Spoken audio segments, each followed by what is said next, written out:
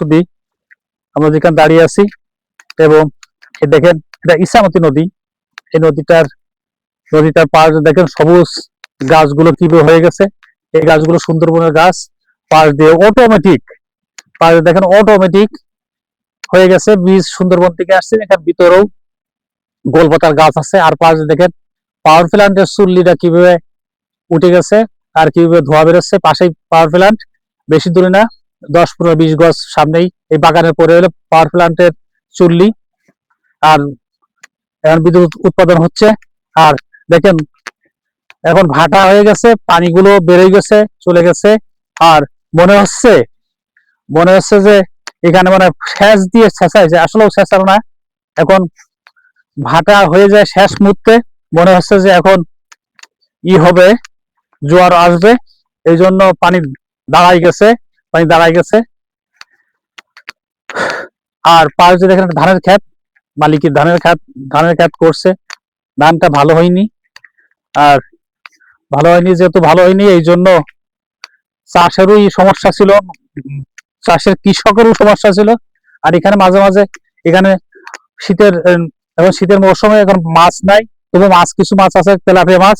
আর বর্ষার মৌসুমে এখানে পুরো মাছ মারা যায়। আর সামনে যাচ্ছি আমরা, সামনে এলো 3 মোহনার মোড়। এটা 3টে নদীর 3টে মোহনা, 3 পাশে চলে গেছে, 3টে এক এই মোহনায়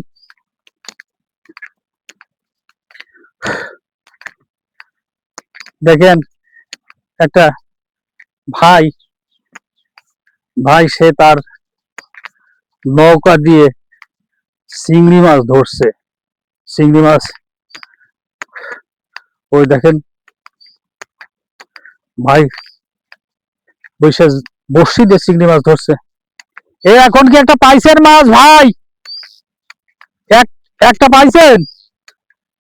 দেখেন সারাদিন মাছ মারলি পাবেন, সমস্যা নাই ইনশাল্লাহ। আর দেখেন এই নদীটার 3টে মুখ।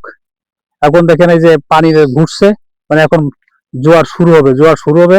এদিকে একটা নদী চলে গেছে আর এদিকে একটা চলে গেছে। এই ইছামতি নদীর 3টে মুখ, 3টে মোহনার দেখেন পানিগুলো এসে দাঁড়ায় গেছে এবং পানি ঘুরপাক খাচ্ছে। আর এই যে দেখা যাচ্ছে যে ভাই বড়শিতে মাছ মারতেছে, চিংড়ি মাছ। এই স্কোয়ালটা চিংড়ি মাছ মারছে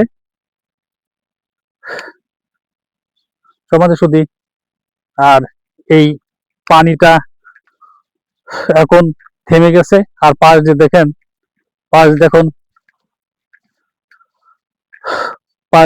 গাছ। আর দেখুন সূর্য উঠে গেছে, সূর্য পুরোপুরি এখন 7টা উপরে বাজে, 8টা বাজে। আর দেখেন এই নদীর পাশ দিয়ে গাছগুলো, কত সুন্দর গাছ। সমাজ যদি ভালো লেগে থাকে, লাইক, কমেন্ট এবং শেয়ার, সাবস্ক্রাইব করবেন। ভালো থাকেন। আসসালামু আলাইকুম।